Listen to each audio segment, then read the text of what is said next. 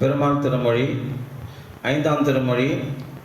தருதுயரம் தடாயேல் வித்துவக்கோட்டம்மானிடம் வேறு கதியில்லை என்று ஆழ்வார் தெரிவித்தல். அதில் 3வது. இது அந்த காலத்து அரசருக்கும் தற்போது உள்ள ஆள்வோருக்கும் சொல்ல வேண்டிய விஷயம் இது. மீன் நோக்கும் நீள்வயல் சூழ் வித்துவக்கோட்டம்மா என் பால் நோக்காயாகிலும் பற்றல்லால் பட்டில்லேன் தான் நோக்கது எத்துயரம் செய்திடும் தார்வேந்தன் கோல் நோக்கி வாழும் குடியே போன்று இருந்தேனே.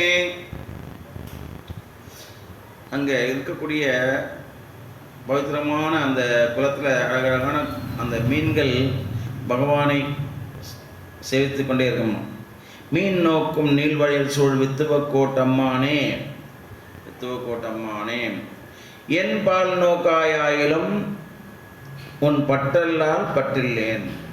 நீங்கள் என்னை கவனித்தும் கவனிக்காதது போல் இருந்தாலும் அதற்காக நான் வருத்தப்பட மாட்டேன், பற்றில்லேன்.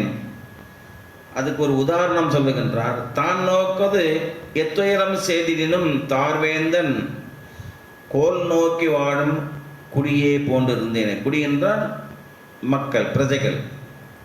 அந்த பிரஜைகள் எத்தனை துயரங்கள் மன்னவன் செய்தாலும் மீண்டும் நமக்கு அவன் அனுகிரகம் பண்ண மாட்டானான்னு சொல்லிட்டு இருக்கக்கூடிய பிரஜைகள் இருக்காங்கல்ல, அந்த பிரஜைகளை போல நான் இருப்பேன், அதற்காக நான் வருத்தப்பட மாட்டேன் என்று ஆழ்வாராதிகள் அன்றைக்கே கணித்து விட்டார்கள். நம்ம எல்லோரும் எது பற்றியும் குறை சொல்லக்கூடாது. பகவான் செய்யவில்லை, அவருக்கு தெரியும்.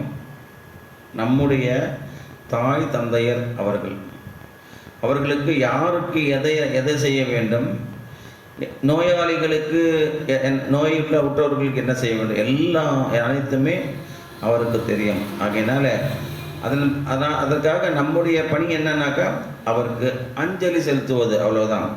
அதை தவிர வேறு எதுவும் நமக்கு கதி கிடையாது என்பதை சொல்லுகின்றார்.